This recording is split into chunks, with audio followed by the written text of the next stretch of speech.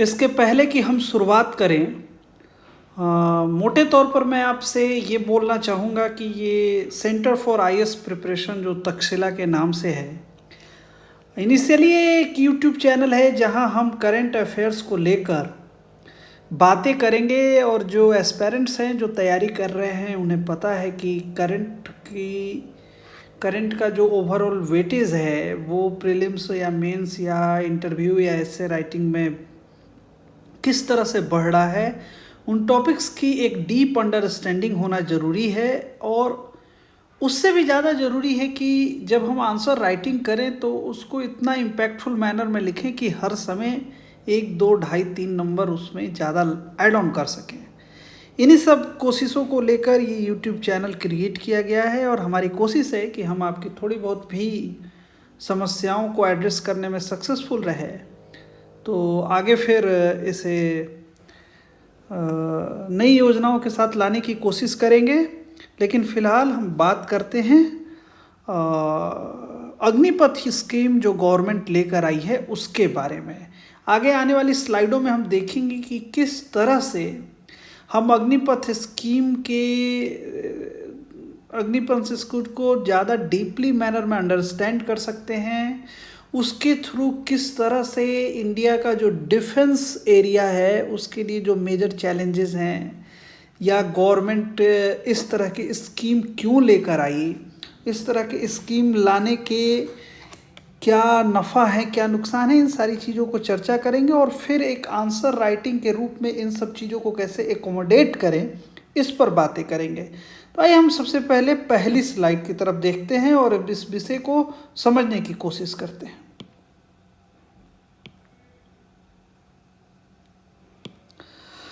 सरकार की तरफ से जैसा आप देख रहे हैं कि 14 जून की तारीख को 2022 को सरकार की तरफ से इस स्कीम को लॉन्च किया गया। और ये जो स्कीम है ये मोटे तौर पर 4 वर्षों के लिए नॉन कमीशन्ड ऑफिसर्स, जो सबसे इम्पोर्टेंट है, जो हमने बताया कि अग्निपथ के द्वारा जो अग्निवीर कहलाएंगे, जिनकी नियुक्ति होगी, जो अग्निवीर कहलाएंगे, उन अग्निवीरों की नियुक्ति जो होगी वो नॉन कमीशन रैंक के ऑफिसर्स की होगी। आपको पता है कि कमीशन रैंक लेफ्टिनेंट से चालू होता है, lieutenant, captain, major, lieutenant colonel, colonel, brigadier, major general, lieutenant general, chief of army staff, इसी तरह एयरफोर्स में और इसी तरह नेवी में। हमें एक दो चीज़ों पर और ध्यान देने की आवश्यकता है कि जब सरकार ये स्कीम लेकर आई तो पिछले 2, ढाई 3 सालों में कोरोना है या कोई भी रीज़न रहे, उसकी वजह से गवर्नमेंट ने किसी तरह की रिक्रूटमेंट नहीं की है। और ये जो न्यू रिक्रूटमेंट है ये 4 सालों के लिए होगी और ये 15 साल अब तक अप्रॉक्स होता था। और इसमें पहले साल में 30,000, दूसरे साल में 33,000, 36,500, 40,000 और इसका लगभग 30% जो होगा वो सरकार आपके वेतन की कटौती करेंगी। यानी पहले साल आपको इन हैंड जिसको कहते हैं वो 21,000 के करीब रुपए आएंगे। 9,000 रुपये काट के एक फंड बनाया गया, उस फंड में डाला जाएगा और सरकार की तरफ से भी उतना ही पैसा डाला जाएगा, जिससे आप जब 4 सालों के बाद इस सर्विस से मुक्त होंगे तो लगभग 11,70,000 के करीब आपको पैसे मिलेंगे।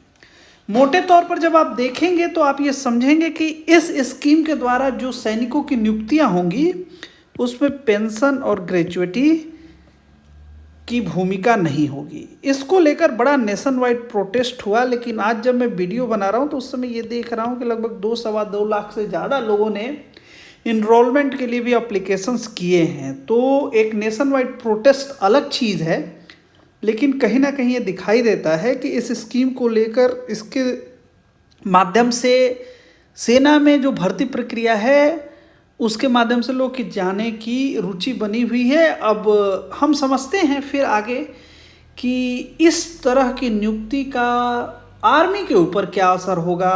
उससे आर्मी मजबूत होगी, हमारी सुरक्षा संबंधी जो चिंताएं हैं उसको हम एड्रेस कर पाएंगे कि क्या कर पाएंगे। मोटे तौर पर ये फैक्ट्स हैं, इन फैक्ट्स को ध्यान में रखने की आवश्यकता है। वैसे इस तरह से सवाल बहुत कम ही पूछे जाते हैं कि अग्निपथ स्कीम क्या है, अग्निवीर की नियुक्ति क्या है। एक मोटे तौर पर एनालिटिकल प्रश्न होंगे, उस पर हम बाद में डिस्कस करेंगे, लेकिन फिलहाल इन सब चीज़ों को हम समझते हैं कि स्कीम 14 जून को मोटे तौर पर जो टेक अवे है उसको आप देख लीजिए और नोट्स की चिंता ना करें। इसका जो पूरा नोट्स है आप मेल करेंगे, आपको मेल पर अवेलेबल करा दिया जाएगा या नए डिजिटल माध्यमों के थ्रू डिलीवर करने की कोशिश की जाएगी।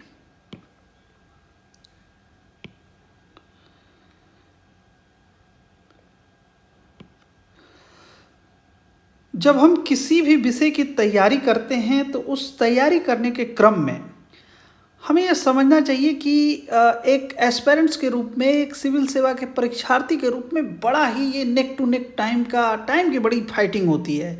प्रीलिम्स दिया, फिर थोड़ा समय मिला, मेंस दिया, फिर ऐसे तैयार करना है, फिर प्रीलिम्स के पहले और मेंस, इन सब के बीच में समय नहीं होता है। तो रिसोर्स और कंटेंट के रिसोर्स के लिए बड़ी आधाधापी होती है और आजकल मार्केट में तो बहुत भीड़ है। तो एक अच्छी कोचिंग संस्था या अच्छा टीचर क्या करता है कि एक एस्पिरेंट्स के बदले उसकी मेहनत एस्पिरेंट्स के काम आ सके, ये कोशिश करता है। तो इसी क्रम में लोग क्या करते हैं कि तमाम सोर्सेज से कंटेंट को जुटाते हैं एस्पिरेंट्स के लिए और फिर अपने अपने माध्यम से उसकी सफलिंग करते हैं, सैम्पलिंग करते हैं और एस्पिरेंट्स के पास डिलीवर करने की कोशिश करते हैं।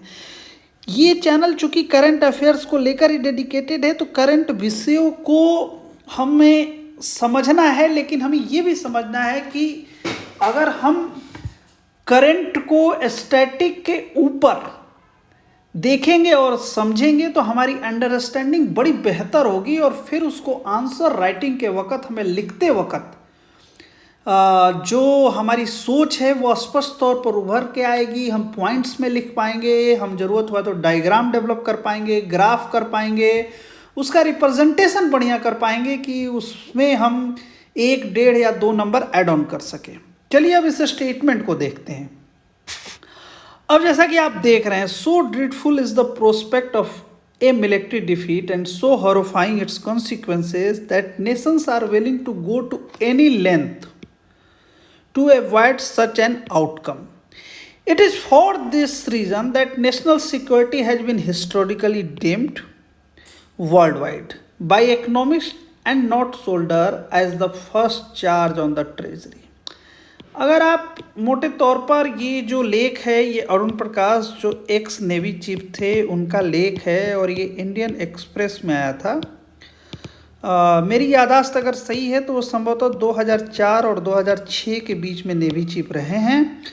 और जो इंडियन एक्सप्रेस का ये आर्टिकल आया था, इसकी हेडलाइन थी अग्निपथ बिटवीन द लाइन्स।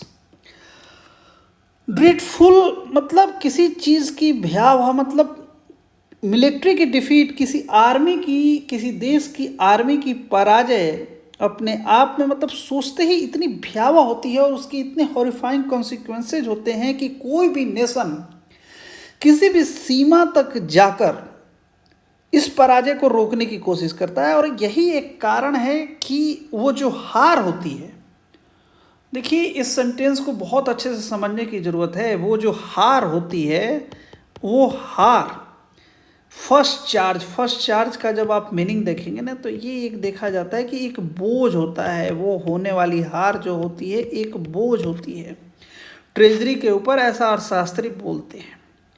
तो आप ये समझिए कि इसके जो मोटे तौर पर इस तरह के स्टेटमेंट हैं कि कोई भी देश पराजित नहीं होना चाहता और किसी देश की पराजय उसके राजकोष पर एक अतिरिक्त भार होती है। फिर उस देश की माली हालत, आर्थिक स्थिति आप समझ सकते हैं। अभी हाल के दिनों में जो रूस और यूक्रेन में लड़ाई हो रही है, इसके जो ग्लोबल इम्पैक्ट हैं, उससे इस स्टेटमेंट को जब आप कंपेयर करेंगे तो आप और स्पष्ट हो जाएंगे कि किस तरह से ट्रेजरी के ऊपर, खजाने के ऊपर कोई भी हार असर करती है और उसके कॉन्सिक्वेंसेस से बचने के लिए किसी एक्सटेंट तक नेशन जाने के लिए किस प्रकार से तैयार रहते हैं। अब इसको ज़रा खोलते हैं, ज़रा खोल कर समझने की कोशिश करते हैं कि भारत के एस्पेक्ट में और जो ये अग्निवीरों की नियुक्ति हो रही है, इसको लेकर सरकार की सोच क्या है और किस तरह से एक संतुलन बनाने की कैसे कोशिश की जा रही है, या इस तरह की नियुक्ति से सच में आर्मी के स्ट्रेंथ को लेकर किसी प्रकार की कमी आने की संभावना है।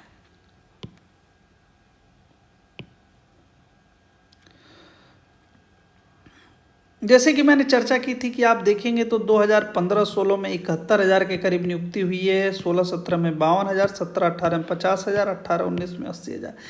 ये मैंने बहुत मेहनत करके सोर्स से नहीं जुटाया है, ये विकिपीडिया का सोर्स होगा या जनरल किसी सर्च करने के बाद जो सोर्स आया वो मैंने उसी को ही कर लिया है। लेकिन ये तय है कि 2019-20 के बाद किसी तौर की नियुक्ति नहीं हुई, और ये भी तय है कि हर साल लगभग 50 के से लेकर 80 के 60 के 80 के बीच में नियुक्तियां होती रही हैं। लेकिन ये 2-2.5-3 सालों में नियुक्तियां नहीं हुई हैं। जो लोग अखबारों को उलटते पलटते रहते हैं उनको ये ज्ञान होगा कि जब रक्षा मंत्री राजनाथ सिंह उत्तर प्रदेश में चुनावी दौरे में चुनाव के दौरान जाते थे तो वहाँ पर भी युवाओं के द्वारा नारेबाजी की जाती थी कि फोर्स में नियुक्तियां नहीं हैं। और ये एक बड़ा संवेदनशील मुद्दा है। गांव में छोटे छोटे समूहों में लोग आपको हाईवेज के ऊपर 4 बजे अंधेरे या रात के वक्त दौड़ते हुए दिखाई देते हैं। उनका एकमात्र लक्ष्य होता है सैन्य नियुक्ति के दौरान सफलता हासिल करना, और ये उनके पास कोई सोर्स नहीं है। वो इनके द्वारा अपने घर की आर्थिक स्थिति या बाकी चीज़ों को संभालने की कोशिश करते हैं। मोटे पर देखें तो भारत में 8 से 12-13% के करीब जो है रक्षा बजट होता है। लेकिन एक जो महत्वपूर्ण चीज़ है वो हमें समझना चाहिए कि आज की डेट में अगर इंडियन आर्मी की कहीं कहीं आंकड़े आते हैं कि 1.5 मिलियन के करीब पूरी सेना है, कहीं 1.4 मिलियन भी लिखा जाता है, लेकिन इसमें सिर्फ 2.5 लाख ऐसे सोल्डर्स हैं जो 25 साल से कम आयु के हैं, और इससे आर्मी की जो टोटल एवरेज आयु है वो जो है 34 या 30 प्लस के करीब बताई जा रही है। उस चुनौती को ऐसा सरकार की तरफ से कहा जा रहा है कि इस तरह की चुनौती को भी एड्रेस करने के लिए युवाओं की आवश्यकता है। इसके लिए जो नए अग्निवीरों की नियुक्ति हो रही है, प्रारंभ में उसकी आयु सीमा 17.5 साल से लेकर 21 साल कही गई थी। फिर जब आंदोलन और प्रदर्शन हुए तो इस आयु सीमा को 23 वर्ष कर दिया गया। तो मोटे तौर पर इस स्लाइड से जो हम टेक अवे ले सकते हैं वो ये ले सकते हैं कि जो डिफेंस बजट है वो कितना है, रक्षा के लिए कितने पैसे खर्च करने के लिए दिए जाते हैं, और हमें समझने की आवश्यकता है कि इसका लगभग 80% के करीब पेंशन और वेतन पर ही खर्च हो जाता है। और दूसरा टेक अवे ये है कि आर्मी में युवाओं की संख्या कम है।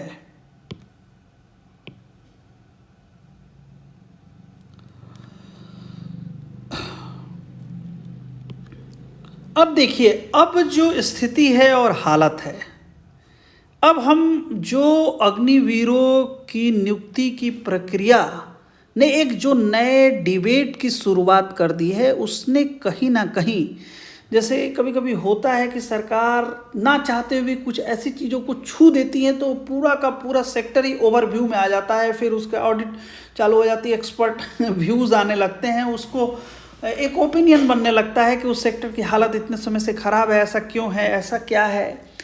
तो अग्निवीरों की नियुक्ति के द्वारा एक बार फिर डिफेंस सेक्टर के एक्सपेंडिचर, उससे रिलेटेड इश्यूज को लेकर काफ़ी तरह की चर्चाएं हो रही हैं। एक जो महत्वपूर्ण विषय है वो ये है कि इंडिया में जो डिफेंस एक्सपेंडिचर है, हमें समझना पड़ेगा कि ये कहाँ है। तो ये नॉन प्लान कैटेगरी में है। अब आपको पता है नॉन प्लान कैटेगरी में बहुत ज़्यादा प्रोडक्टिव चीज़ें नहीं रखी जाती हैं। वहाँ जो देनदारी होती है, जो इंटरेस्ट रेट वगैरह देना रहता है, या जो ऑब्लिगेटरी मैनर में हमारे एक्सपेंसेस होते हैं, उन्हीं एक्सपेंसेस को रखते हैं। इसमें पेंशन वगैरह की भी चीज़ें रखी जाती हैं। अब नॉन प्लान कैटेगरी में रखने को लेकर, नहीं रखने को लेकर ये एक चर्चा है। लोगों को समझ में आता है कि कहीं कहीं ये यूएसएसआर का जो सिस्टम था, जो रशियन सिस्टम था, उससे इंस्पायर्ड होकर यहाँ पर भी डिफेंस एक्सपेंडिचर को नॉन प्लान कैटेगरी में डाल दिया गया। लेकिन अरुण प्रकाश ने इन 2 सेंटेंसों में जिस भाषा का और जिन शब्दों का इस्तेमाल किया है, वो वास्तव में अगर हम अपनी आंसर शीट में हूबहू या अच्छे ढंग से रेखांकित करने की कोशिश करें, उसको लेकर जाने की कोशिश करें तो इंडियन आर्मी का जो बजट है और बजट में जो पैसे की कमी है और उस कमी से जो मॉडर्नाइजेशन और हार्डवेयर रिप्लेसमेंट या इन फोर्स इन्हेंसमेंट की जो चैलेंजेज है वो उभर कर आती हैं। अरुण प्रकाश का कहना है कि जब वेटरन सोल्डर से सोल्डर जो होते हैं वो किसी देश के एसेट होते हैं और डिफेंस जो बजट है उस बजट में पेंशन बिल जो है उसके ग्रोथ को ही लेकर हो हल्ला किया जाता है और उसी का बहाना बनाया जाता है कि हमारे पास फंड्स की कमी है। और किस लिए कमी है?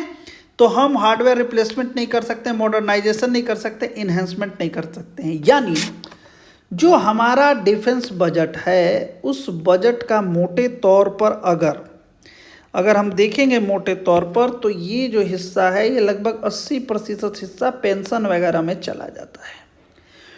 और इस पेंशन के बढ़ते भार को ही हो हल्ला करके ये बताया जाता है कि हमारे पास मॉडर्नाइजेशन के लिए या सेना में नई नियुक्तियों के लिए या बाकी के कामों के लिए पैसे की कमी है।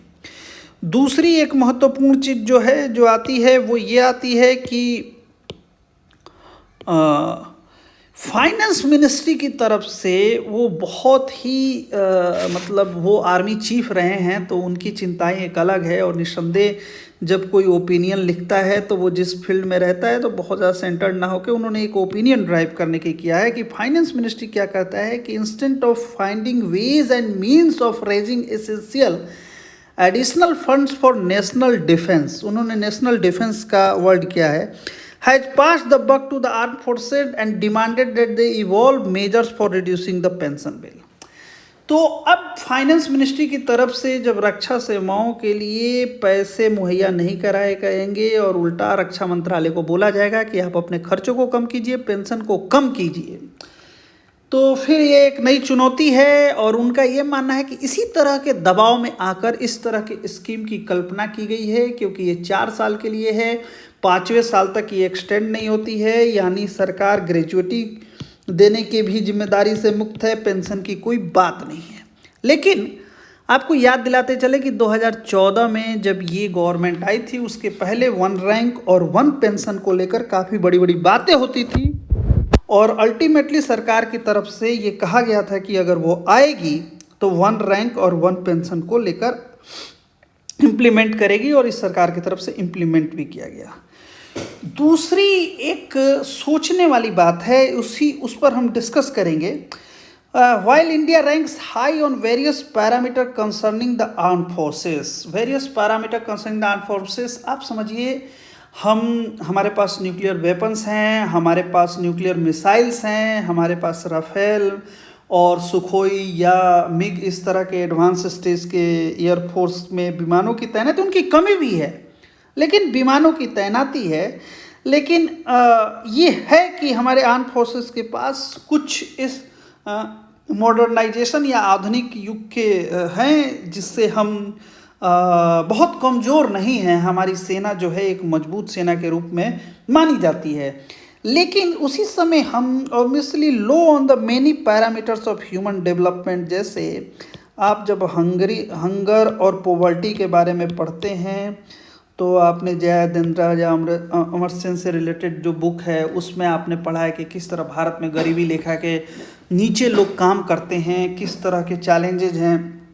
कोविड एरा के बाद जो इकोनॉमी की कंडीशन है वो कितनी क्रिटिकल है, हमारी जो प्रोडक्शन है वो किस तरह से कोविड के टाइम में निगेटिव हो गई थी। ये ग्लोबली हुआ था, केवल हमारा ही नहीं हुआ। लेकिन कहने का मतलब ये है कि मोटे तौर पर ये सवाल उठाने की कोशिश की गई है कि क्या एक भारत जैसा देश आर्मी के ऊपर या डिफेंस सेक्टर के ऊपर कल्याणकारी योजनाओं की कीमत पर खर्चा कर सकता है या नहीं। इस पर हम चर्चा करेंगे बस अगली स्लाइड में, और फिर हम समझने की कोशिश करेंगे कि किस प्रकार से ये देश किस तरह की चुनौतियों के साथ कहाँ खड़ा है, उसमें डिफेंस सेक्टर को लेकर क्या किया जा सकता है और बाकी लोगों के लिए क्या बचता है।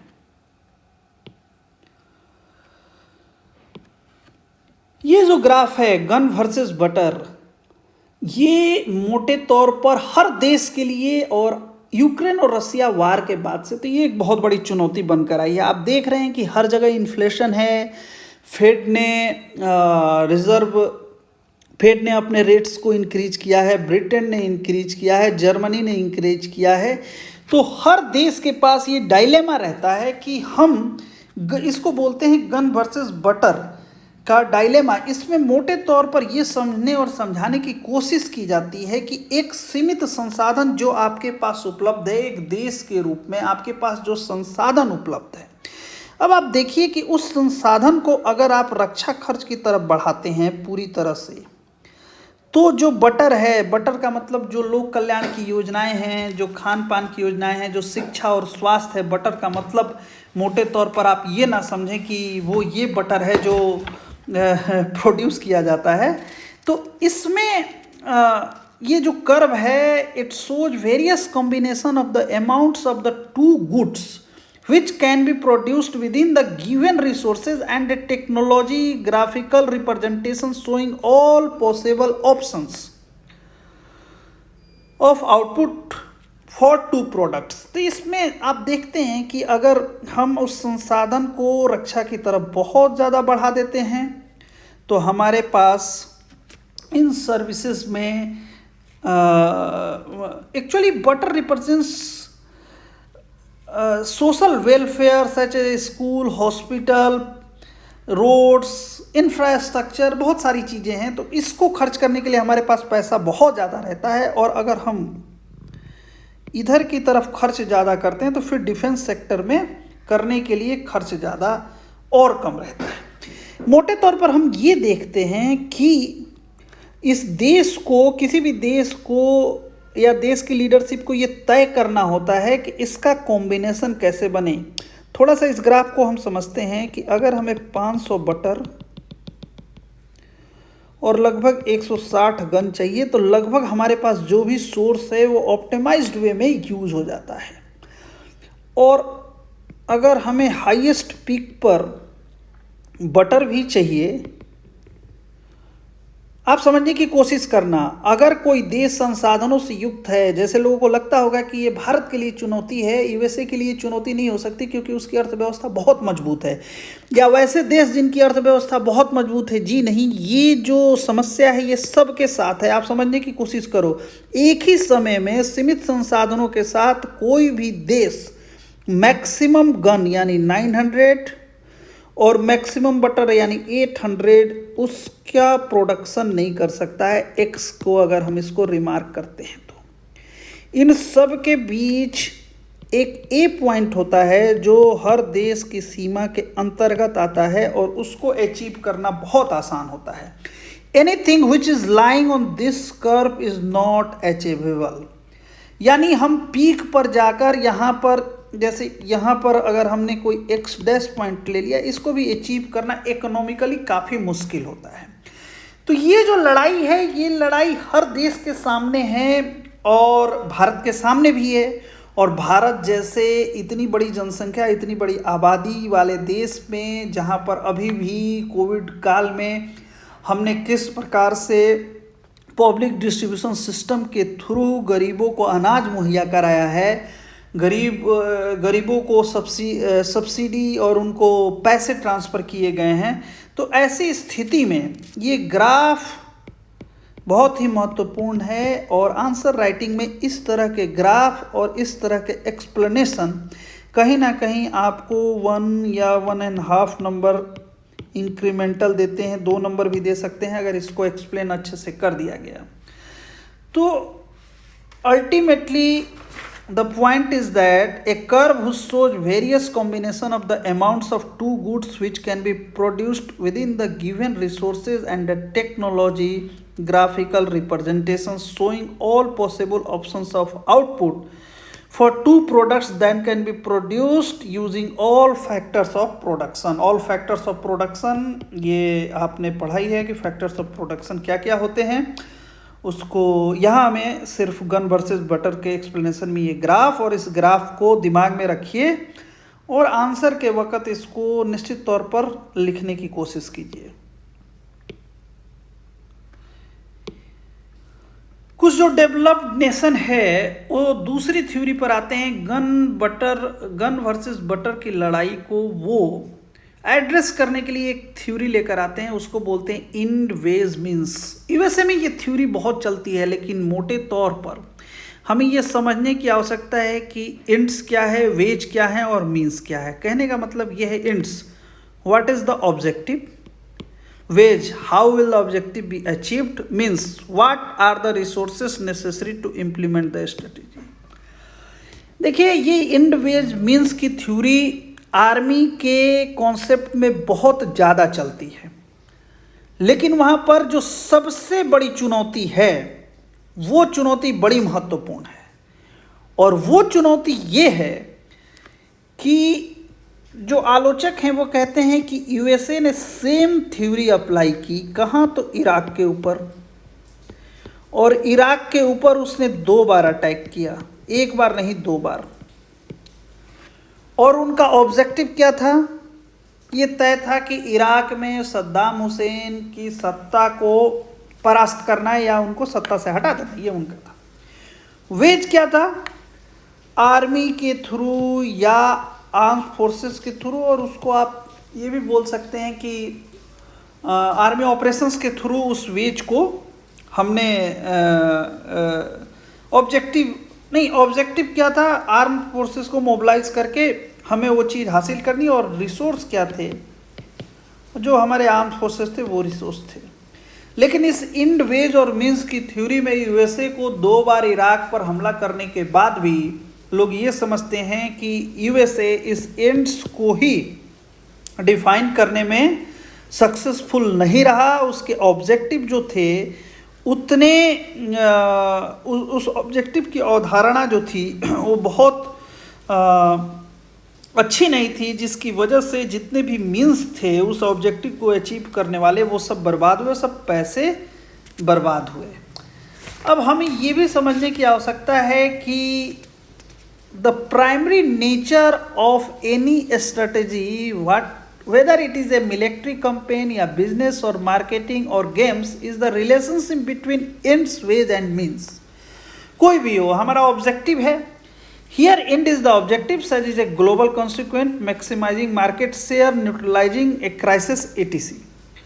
ways is the form through which a study is pursued, such as the military campaign, diplomacy or economic sections, and means it is the resource available such as army, weapons, international influence and money।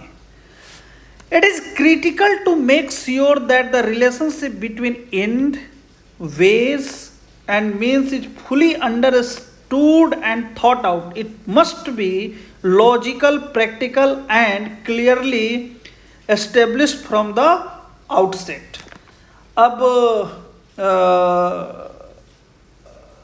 इसके बहुत सारे contrast भी हैं, और हमें ये समझना पड़ेगा कि 21st सेंचुरी में इंडिया के एस्पेक्ट्स में जो इंडिया की जियोग्राफी है और जिस तरह के हमारे पड़ोसी देश हैं उनको देखते हुए जो हमारी चुनौती है, तो आर्मी को इस चीज़ में हर समय पीरियोडिकली रिव्यू की आवश्यकता है। जो हम बात करेंगे कि हमारे ऑब्जेक्टिव क्या हैं, हम कहाँ जाना चाहते हैं और उस ऑब्जेक्टिव को कैसे हासिल करेंगे, और वो हासिल करके कितने हमें रिसोर्स की आवश्यकता पड़ेगी। तो इस तरह के पीरियोडिकली रिव्यू किस तरह से हमारी मदद करते हैं उसको अगले स्लाइड में हम समझने की कोशिश करते हैं।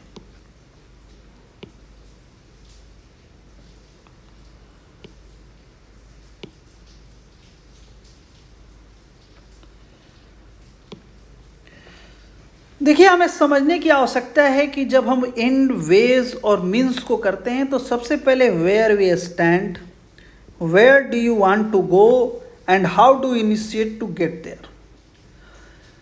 इसमें मोटे तौर पर थ्योरी ये आती है कि जितने भी मेजर पावर हैं, जैसे वो यूएसए हो या चाइना हो, सब 4 से 5 साल में review of their evolving national security objectives. अब जब हम नेशनल सिक्योरिटी ऑब्जेक्टिव्स को रिव्यू करते हैं तो हमारे पास उसी समय हम इस चीज़ को समझ लेते हैं कि हमारे पास ऑप्शंस क्या अवेलेबल हैं और इकोनॉमिक मिलिट्री मीन्स कितना अवेलेबल है और उसको कैसे उसके सहारे हम अचीव कर सकते हैं। ये एक बड़ा इम्पोर्टेंट प्रोसेस है अपनी आर्मी को, अपने फोर्सेस को आज के हाइब्रिड वार के समय कॉम्पैक्ट इफेक्टिवनेस पर काम करने के लिए। गवर्नमेंट ऑफ इंडिया या इंडियन गवर्नमेंट में इस तरह की प्रैक्टिस लगभग ना के बराबर होती है। मोटे तौर पर जो एक छोटी सी चीज़ है, जैसे लोग कहना है कि हमारी जो ज्योग्राफी है उस ज्योग्राफी में माउंटेन आर्मी की बड़ी आवश्यकता है। ये लोग तमाम तरह के आलेखों में ये चीज़ आया कि इस आर्मी की आवश्यकता की मांग जो है काफ़ी पहले से की जा रही है, लगभग 90s के दौर में ही की जा रही है और मुख्य तौर पर इसको चाइना से लगी जो सीमाएं हैं वहाँ डिप्लॉय करने की आवश्यकता है और थोड़ी बहुत सियाचिन वगैरह की तरफ जो है। लेकिन आर्म फोर्सेस की इस मांग को कभी भी क्रिटिकली रिव्यू नहीं किया गया और वो रिव्यू नहीं होने से आज की स्थिति में जो लद्दाख में गलवान वैली में जो चीज़ें भारत और चीन की सेनाओं के बीच में हुई, उसके बाद से लगभग 50,000 से लेके 60,000 के बीच की सेना को डिप्लॉय करना पड़ रहा है अपने नॉर्दर्न बॉर्डर पर और उसकी जो खर्चे हैं वो खर्चे एक एक्सटर्नल एक्सपेंडिचर है जो भारत के खजाने के ऊपर बोझ है और ये एक कारण है हमारे मिलिट्री एक्सपेंसेस में जो बढ़ोतरी दिख रही है उसकी।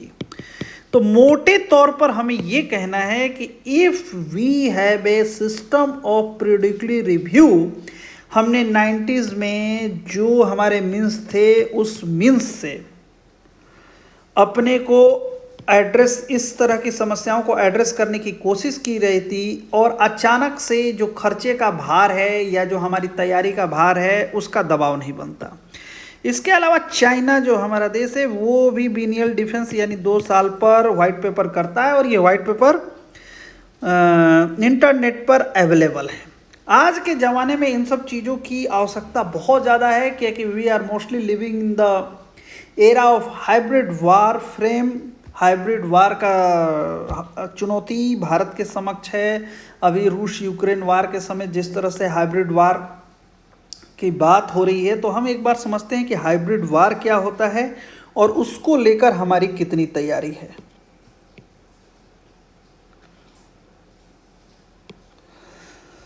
सबसे पहले हमें ये समझना पड़ेगा कि हाइब्रिड वारफेयर की कोई भी डिफिनीशन जो है अभी तक कॉन्क्रीट डिफिनीशन नहीं है। इसे तरह तरह से डिफाइन करते हैं। It's a mixture of conventional and unconventional methods used against a much stronger adversary that aims to achieve political objects would not be possible without traditional warfare.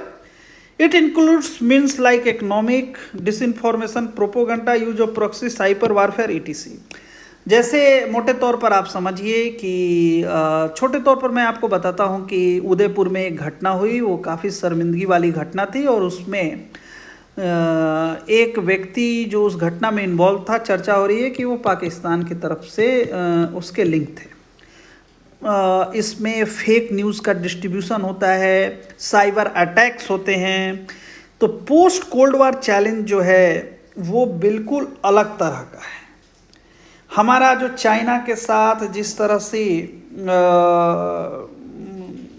चुनौतियां हैं और जिस प्रकार से चाइना की तरफ से साइबर अटैक्स होते हैं और या किसी भी देश से जैसे मित्रवत स्थिति नहीं है, कल को अगर ख़राब स्थिति होती तो हमें इस हाइब्रिड वारफेयर में तैयार रहना है और इस तैयारी को लेकर मिलिट्री एक्यूमेन और मोटिवेशन बहुत ज़रूरी है।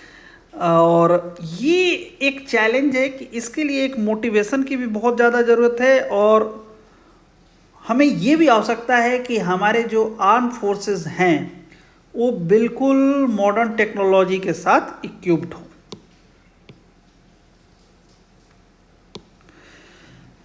कॉम्बैट इफेक्टिवनेस एक सबसे बड़ी चैलेंज है हमारे आर्म फोर्सेस के लिए। इट इज़ द कैपेसिटी और performance of a military forces to succeed in undertaking an operation, mission और ऑब्जेक्टिव।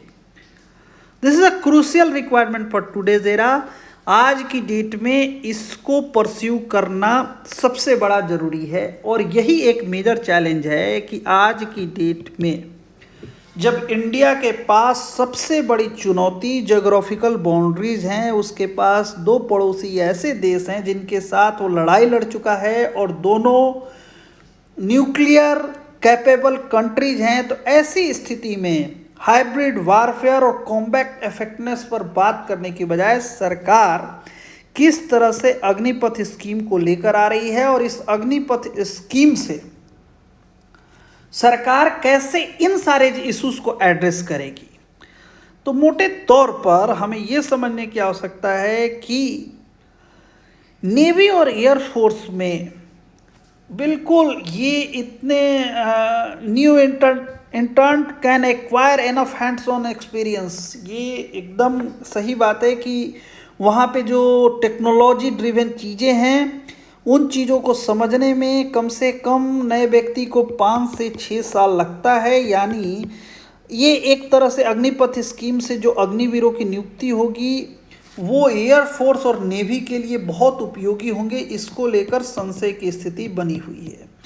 दूसरा है कि ठीक है, इंडिया के पास लार्ज इन्फेंट्री कंपोनेंट्स है और वो एक्सेसिवली बर्डन नहीं है विद टेक्नोलॉजी। इसका मतलब है कि वहाँ तकनीक की नहीं, थोड़ा जवान लोगों की आवश्यकता है, हाथापाई की आवश्यकता है, जोश की आवश्यकता है, तो वहाँ पर इन अग्निवीरों को डिप्यूट किया जा सकता है। लेकिन इफेक्टिवली फिर भी कहना है कि ये 4 साल का पीरियड और मोटिवेशनल इश्यूज हैं, उनके साथ कैसा ट्रीटमेंट होगा। एक ही बैरक के अंदर रहते हुए एक व्यक्ति जो 15 साल के लिए सर्विस दे रहा है, एक 4 साल के लिए दे रहा है, तो वो अपने मोटिवेशंस को कैसे अप रखेगा इस देश के लिए, वो सारी चुनौतियां हैं। इसके अलावा हमें ये समझने की आवश्यकता है कि आज के डेट में जो लड़ाई है वो सिर्फ आर्मी या एयरफोर्स या नेवी से नहीं लड़ी जा सकती है। तीनों फोर्सेस का एक कॉम्पैक्ट इफेक्टिवनेस होना है, यानी जो टारगेट है, ये गोल है, उस पर तीनों को मिलकर एक साथ रीच करना बहुत ज़रूरी है।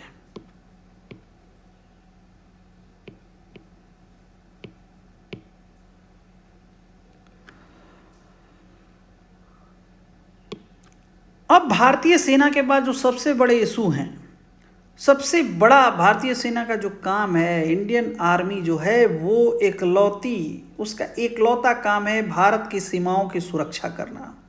और भारत की सीमाओं को सुरक्षा करने के लिए उनके पास जो चुनौतियां हैं उसमें सबसे एक चुनौती ये आती है कि उनमें बजट एलोकेशन की मुख्य चुनौती है। बजट का बहुत सारा हिस्सा पेंशन और वेतन में खर्च हो जाता है, फिर उनके पास मॉडर्नाइजेशन के लिए पैसे नहीं रह जाते हैं। बहुत सारे लॉन्ग पेंडिंग रिफॉर्म्स हैं, कुछ पेंडिंग रिफॉर्म्स को लोग हायरेकल भी मानते हैं, कुछ पोस्ट को लेकर मानते हैं, कुछ ट्रेनिंग इंस्टीट्यूट्स को लेकर मानते हैं कि नए दौर में नए तरीके की ट्रेनिंग की आवश्यकता है, नए तरह के वेपन्स की आवश्यकता है, उनके ड्रेसेस वगैरह में भी काफ़ी इम्प्रूवमेंट की आवश्यकता है। ऑफलाइन अगर कहें तो जो अमेरिका के एक सैनिक के बुलेट प्रूफ का जो वज़न होता है और भारतीय सैनिकों के बुलेट प्रूफ का वज़न होता है, उन दोनों में काफ़ी अंतर दिखता है। और एक जो चुनौती है वो ये कहा जाता है कि arm forces have remained in the second world war time wrap as for their organisation and doctrine is concern. दूसरा लोग का ये कहना है कि ठीक है, 1 रैंक 1 पेंशन हुआ, सीडीएस की नियुक्ति हुई, डिपार्टमेंट ऑफ मिलिट्री अफेयर्स भी आया, लेकिन ये सब हाफ हार्टेड हैं क्योंकि बहुत ज़्यादा मन के साथ इस रिफॉर्म्स को ये नहीं किया गया है। इंडियन आर्मी में और भी ज़्यादा रिफॉर्म्स की ज़रूरत है।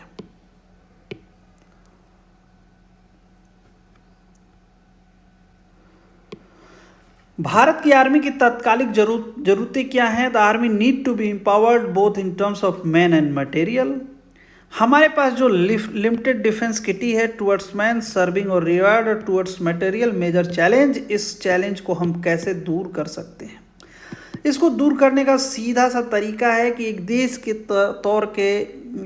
के तौर पर हम अपना आर्थिक विकास और ज़्यादा अचीव करें और हम यहाँ पर फंड्स एलोकेशन ज़्यादा करें। दूसरा, टेक्निकलिटी में जो नॉन प्लान्ड एक्सपेंडिचर में इस बजट को रखा गया, उसके लिए भारत सरकार अपने बजट से जो मॉडर्नाइजेशन है, जो टेक्निकल इक्विपमेंट्स को परचेज करना है या आर्मी के जो आवश्यकताएं हैं उसकी पूर्ति करना है, तो उन सारी पूर्ति के लिए भारत सरकार की ज़रूरत है कि वो अलग से पैसा एलोकेट करे। और scheme line apparently constituted to focus on combat rather than effective saving and general, इस तरह की स्कीम आप देख रहे हैं, आप पढ़ रहे हैं अग्निपथ या अग्निवीर, इस तरह की स्कीम का एकमात्र लक्ष्य होना चाहिए कि हम आर्मी या एयरफोर्स या नेवी उसकी जो कैपेसिटी है, कॉम्बैट इफेक्टिवनेस है या उसकी जो क्षमता है उसमें बढ़ावा दे सके, ना कि वो सिर्फ एम्प्लॉयमेंट की, भारत में कोविड की वजह से एम्प्लॉयमेंट की दर नीचे हो गई या हम इकोनॉमिक इश्यूज को एड्रेस कर रहे हैं। इसको लेकर काफ़ी चर्चाएं भी हुई कि आर्मी और एयरफोर्स और नेवी का काम नहीं है रोज़गार पैदा करना, उसका काम है देश की सुरक्षा करना। तो इन सारे इश्यूज को एड्रेस करने के लिए एटलीस्ट आर्मी में भर्तियां नहीं होनी चाहिए।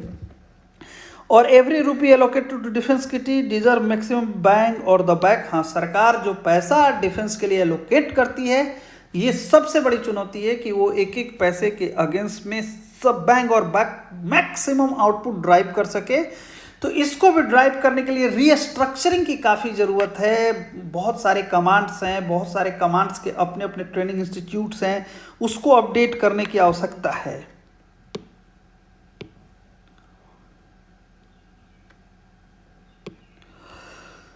फाइनल टेक अवे क्या है? All major powers undertake a periodic 4-5 overview evolving national security objects. देखिए, options available and economy military means available for achieving them. देखिए, ये फाइनल टेक अवे में जो ये सेंटेंस लिखा गया है, ये आपके आंसर राइटिंग के लिए, ऐसे तो सारी स्लाइड में जो जो मैंने लिखा है काफ़ी महत्वपूर्ण है और उसको समझने के और लिखने के तरीके को समझने की आवश्यकता है। हम जब आंसर राइटिंग लिखते हैं तो आप तो समझ ही रहे हैं कि एक आखिर में हमारे तरफ से कुछ पॉइंटर या कंक्लूजन के रूप में जो लिखा जाता है, तो वो बहुत ज़्यादा निगेटिव सेंस में भी नहीं लिख सकते और बहुत ज़्यादा पॉजिटिव, वो काफ़ी बैलेंस्ड होना चाहिए। तो हमें बैलेंस में सबसे बड़ी ज़रूरत है कि हमारे पास पीरियोडिक ओवरव्यू होना चाहिए, जहां हम नेशनल सिक्योरिटी के जो ऑब्जेक्टिव्स हैं उसको डिसाइड कर सकें और छोटे छोटे प्लान में उसको अचीव कर सकें। हमारे पास ऑप्शंस क्या हैं? अगर चाइना हमारी तुलना में अपनी तैयारियों में कुछ नयापन लाता है या चाइना अपने सैनिकों को हमारी सीमा की तरफ मोबिलाइज करता है, तो अगर हमने 70 बरस से उन चुनौतियों को ओवरव्यू नहीं किया है और नहीं समझा है, तो हम अचानक से नहीं खड़े हो सकते हैं। तो इसके लिए सबसे बड़ी ज़रूरी है। दूसरी ज़रूरी है कि हमारे पास ऑप्शंस क्या अवेलेबल हैं, और जो ये शब्द यूज़ किया गया है economy military means available for achieving them, ये कोई मिलिट्री का आदमी या डिफेंस सेक्टर का आदमी कोई ज़बरदस्ती सरकार से पैसा नहीं ले सकता है।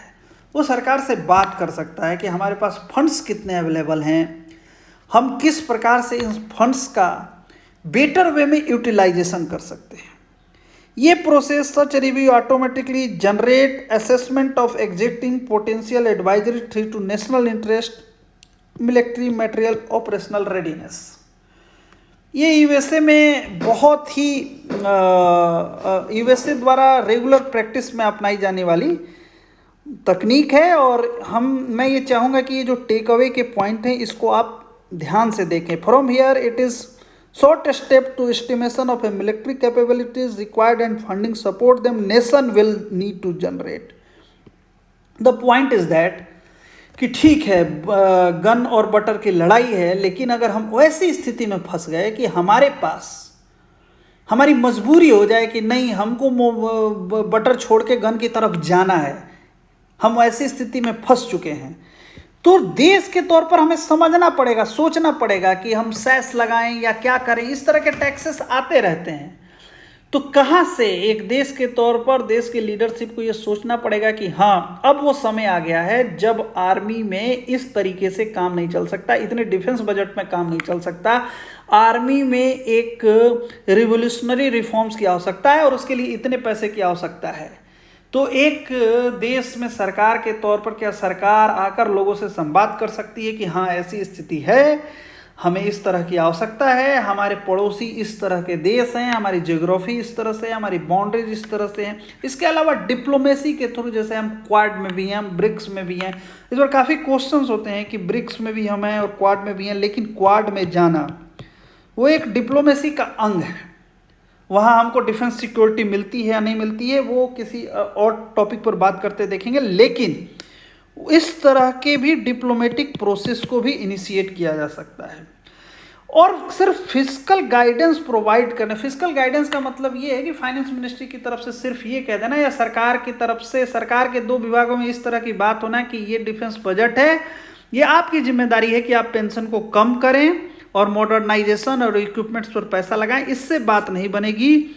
हमें ये ध्यान देना पड़ेगा, the process also facilitate the evolution of national security strategy, कि हम किस तरह से काम करें कि हमारे पास जो जरूरत के मुताबिक जितनी आवश्यकता है उसके लिए पैसों की कमी एटलीस्ट ना पड़े।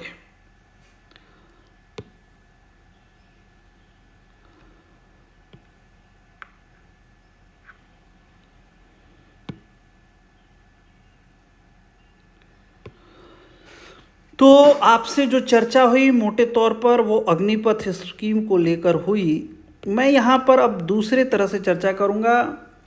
इस मोटे तौर पर अगर आप सिविल सर्विसेज के बहुत सीरियस एस्पिरेंट्स हैं तो आपको ये समझने की आवश्यकता है कि किसी भी टॉपिक में कोई भी आंसर 300 वर्ड्स में आपको देने हैं अगर, तो उसके लिए आपको 3000 वर्ड्स का कोई आर्टिकल पढ़ना या 30 मिनट या 3 घंटे का कोई वीडियो देखना वो उतना आवश्यक नहीं होता है। हमें ये समझने की आवश्यकता है कि अभी अग्निपथ स्कीम को लेकर इस वीडियो में मैंने जो दिया, सबसे पहले इंट्रोड्यूस किया कि भाई ये अग्निपथ स्कीम क्या है। फिर हमने दूसरी बात पर चर्चा की, वो चर्चा हमारी तरफ से ये थी कि फौज में जो भर्ती की प्रक्रिया है वो प्रक्रिया कुछ दिनों से बंद थी, स्टार्ट की गई, लेकिन स्टार्ट की गई तो वो अग्निपथ स्कीम के द्वारा की गई। सरकार की तरफ से ये भी किया जा सकता है कि वे फॉरवर्ड में कि जो पुरानी पेंडिंग नियुक्तियां हैं उन नियुक्तियों को पहले गवर्नमेंट क्लियर करे और अग्निवीरों की नियुक्तियां जो है वो पैरामिलिट्री फोर्स में इनिशियल ट्रायल बेसिस पर की जाए। ये सुझाव में आप दे सकते हैं। दूसरी चीज़ ये है भर्ती की प्रक्रिया। फिर हमने ये देखा कि एक स्टेटमेंट, एक कोट्स मैंने डाला, वो कोट्स ऐसे डाला क्योंकि आंसर लिखते हुए अगर इस तरह के कोट्स आप लिखते हैं तो उस कोट्स के थ्रू आप अपने आंसर्स को एक डायरेक्शन की तरफ सेट करने की कोशिश करते हैं, तो वो बड़ा अच्छा लगता है। जैसे हमने लिखा कि यह सोचना ही इतना भयावह होता है, किसी देश की सेना की पराजय के बारे में सोचना इतना भयावह होता है और उसके इफ़ेक्ट इतने हॉरिफाइंग होते हैं कि अर्थशास्त्रियों के द्वारा उसको नेशनल ट्रेजरी के ऊपर एक चार्ज यानी एक बोझ माना गया है। और उस पर होने वाले एक्सपेंसेस तो बोझ होते ही हैं, लेकिन वो पराजय भी एक बोझ मानी जाती है। तो इस तरह की बात है। फिर हमने बताया कि इस स्टेटमेंट के द्वारा कहीं ना कहीं हम वो लाइन खींचने की कोशिश कर जाते हैं। ये स्टेटमेंट जो हमने दिया, इस स्टेटमेंट से एक लाइन हमने ड्राइव कर दी कि हाँ आर्मी क्यों आवश्यक थे या फोर्स क्यों आवश्यक है। फिर हमने गन वर्सेस वाटर उसको एक्सप्लेन किया, उसमें वो ग्राफ बहुत ही महत्वपूर्ण है, उस ग्राफ को समझिएगा। उसके बाद से हमने एंड्स, वेज और मीन्स को एक्सप्लेन किया। अगर आपने इसको एक्सप्लेन अच्छे से कर दिया तो आप समझिए कि एंड्स ऑब्जेक्टिव है, मीन्स आर्मी और ये हैं, वेज जो है तरीका है कि आप क्या हासिल, किस माध्यम से कैसे क्या हासिल करना चाहते हैं। तो अमेरिका और इराक का एक एग्जाम्पल भी देकर आपको मैंने समझाया, 2 बार हुआ, लेकिन उसको लेकर बहुत क्लियरिटी नहीं रहती है। इसके अलावा हमने एक चर्चा और की जिसको आपको नहीं भूलना है, वो है hybrid warfare. Hybrid warfare India के कंसर्न में बहुत इम्पोर्टेंट है। साइबर अटैक, फेक न्यूज़ और भी अनकन्वेंशनल अप्रोच जिस तरह से नेशन को डिस्टर्ब किया जा सके, और एक कॉम्पैक्ट इफेक्टिवनेस की हमने बात की है। ये 4-5 पॉइंट मिलाकर अगर आपसे किसी इस तरह से क्वेश्चन पूछा जा सकता है कि भारत सरकार ने अभी हाल में ही सेना में नियुक्ति के लिए नई स्कीम अग्निवीर की अग्निपथ के द्वारा अग्निवीर की नियुक्तियों की घोषणा की है, आप इस स्कीम को भारत की रक्षा जरूरत के हिसाब से कितना इफेक्टिव समझते हैं, ये किस प्रकार से रक्षा जरूरतों को पूरा करने में सफल है, या भारत की रक्षा चुनौतियों को ध्यान में रखते हुए सरकार के द्वारा घोषित अग्निपथ स्कीम के अंतर्गत अग्निवीरों की नियुक्ति को लेकर टिप्पणी कीजिए। तो उसमें सारी चीज़ें आएंगी। हमने सारे वो पॉइंट टच कर दिए हैं और हमारे पास नोट्स भी है। अगर किसी को नोट्स की आवश्यकता है तो वो हमें मेल करें।